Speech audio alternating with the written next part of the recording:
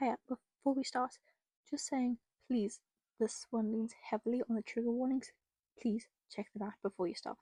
Okay, enjoy! James Potter, Remus Lupin, Sirius Black, Peter Pettigrew, Pause for Breath, and The Prisoner of Azkaban by gonzoclock. Chapter 6.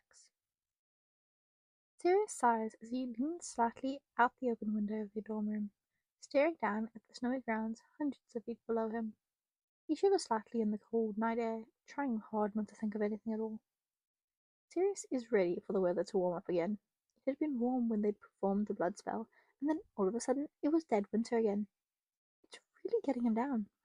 Although, all things considered, this should not be what Sirius is the most depressed about. But how can it be depressed about the fact that he's apparently a mass murdering traitor?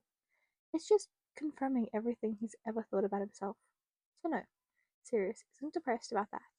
He's mostly just resigned. The others have been doing their best to distract him, keeping him from doing anything drastic, but they shouldn't bother. Sirius isn't in any danger of killing himself. Not right now. No. He still has things to do. Of course, he will be taking himself out of the equation before he turns 21, since apparently he goes completely insane around that time. But that is a problem solution, I believe, for future Sirius. Right now, he has pranks to do. Oblivious werewolves to pine after, prongs and prongslets to annoy, etc., etc. Padfoot? Sirius starts, then turns to look at James. His bag's under his eyes, and his eyes are darting nervously from Sirius to the open window he's leaning against. Oh, Sirius says quietly, pushing off from the window. Sorry, Prongs. I didn't mean to wake you. What are you doing? James whispers, waving him off. Thinking, Sirius whispers back. Well, stop, James says, brows furrowed. I'm the brains of the operation, remember? We leave the thinking to me. Sirius coughs, biting back a smile. James, come on, I'm more than a pretty face. I'd appreciate it if you stopped objectifying me. No, see, you've got it wrong again. Remus is the face of the operation, James says, shaking his head. Sirius can't actually argue with that one, but he's still offended on the principle. You're telling me I'm the brawn, then? Sirius asks, raising an eyebrow. That's obviously Pete. What the fuck do I get then? James gets an expression on his face that puts Sirius on edge. It's the expression that means James is going from jokes to sincerity, and Sirius doesn't know if he can handle emotional vulnerability right now. Or ever, actually, now that he thinks about it. You, Sirius, James says, oblivious to Sirius's growing apprehension, are invaluable. The marauders wouldn't be able to exist without a cause to rally behind. Cause? Sirius asks, feeling off-balanced. You know, the fleas, James says, looking for all the world like his heart is breaking. Flea shampoo isn't cheap. I'm sorry to say. Hey, Padfoot, no! Padfoot has launched himself at James, tail waggling, trying his best to lick James's eyeball. Wait. Trying his best. I lost it. Padfoot has launched himself at James, tail waggling and trying his best to lick James's eyeballs. I don't deserve this, James cries, swatting ineffectively at Padfoot's snout. I'm an innocent man. Innocent my ass, Sirius is, transforming without bothering to get up off of James. You're a devious bastard is what you are. James relaxes as he sees that he's no longer in danger of being licked by Padfoot, which is exactly what Sirius had anticipated. Sirius, you motherfucker, did you just lick my open eyeball? Shouldn't have let your guard down, Jamie boy. Sirius crows, jumping up and off James and dancing back a bit. Ew, James says, rubbing his eyes. Ew, I'm going to turn prongs and eat all your blankets. Good luck, Sirius coughs. Remus will yell at you, and then you'll stop. James snorts, and Sirius stamps down on the blush that's threatening to overtake his face. Damn, you shouldn't have brought Remus into this. James wouldn't poke fun about it to Sirius's face, or ever, but he does think Sirius is being ridiculous.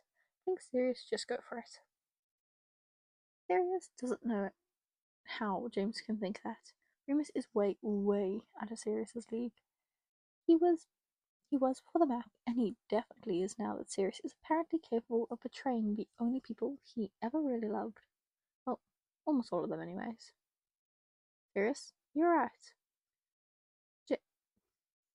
Sirius sighs and sinks down to the floor. Sorry, I just started thinking about him again. Remus? James asks, following Sirius down. Nah, not him. Oldman Sirius? Fuck that guy. And no, not him either. James is quiet for a moment. Ah, he says. Him. Yeah, Sirius sighs. He sinks his head into his arms, resting his chin on his knees. Did you? No, I haven't asked anyone about him yet. I'm too scared. But he's dead? Yes, no, I don't know. I don't know what's worse, that he died in the war, or that he went on to become Purga like she always wanted him to be. That I'll run into him someday and he won't even hesitate. Curses will just stop flying, you know? I'm sorry, Padfoot, James says quietly. You deserve better. Do I? Sirius mumbles into his arms. Yes, James says, turning to look at Sirius. He reaches over and tugs gently on a lock of Sirius's curly hair. Yes, you do. Sirius sighs. Is it possible he got his head out of his ass, that he's just chilling over a Grimald? James asks after a minute.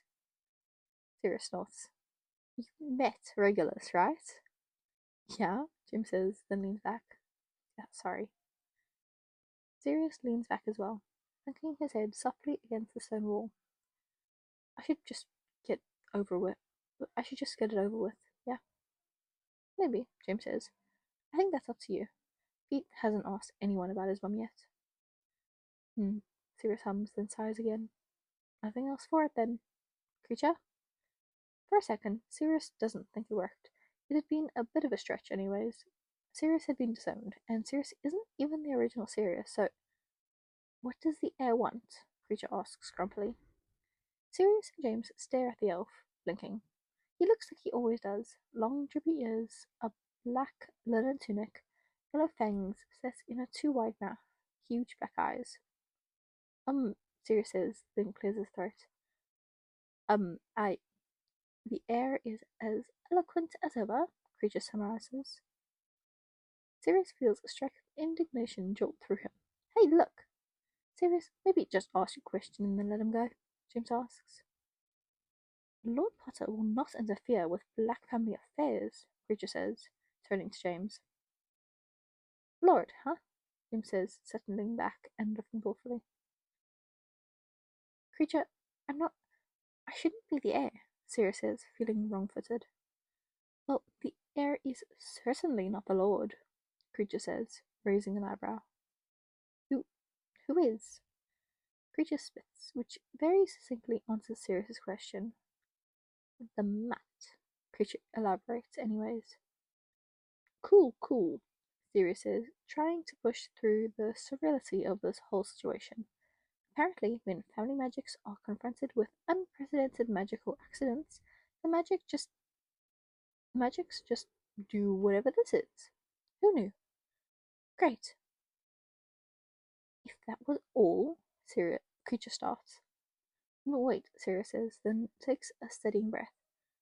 Regulus, is he? Creature snarls. Dead. Sirius sits back, reeling. He feels a bit like he just saw his own heart shatter from a long distance away. James looks at him, sympathy and sorrow painting across his expression. Oh, Sirius says.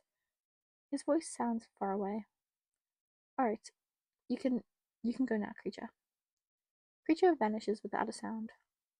Sirius sits for a minute, or 2, or 15. Sirius isn't sure. All he knows is that, like he always does, James sits with him. Hey, what's going on?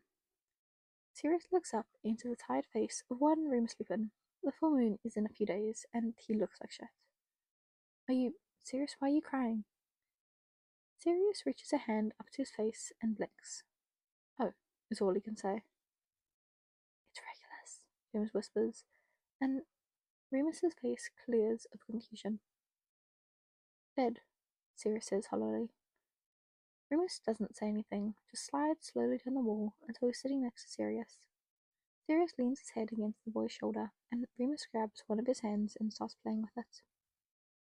Sirius sighs and leans back, staring up at the ceiling. He dully registers Pete sliding out from behind his bed curtains with a blanket wrapped around his shoulders. Pete creeps over to where the others are and sits across from where Sirius is without a word, and promptly falls asleep again. James lets out a little snort and then hops up. "I'll be right back," he says, as Sirius looks up at him, suddenly feeling panicked. Sure enough, it's not long at all before James is back with an armful of pillows and blankets. He wraps one around Sirius and Remus and starts laying the pillows and blankets out around them. James finishes the whole thing off with a cushioning charm, then sits back down again. "Good night, lads," James says, eyes closing. "Night," Remus whispers.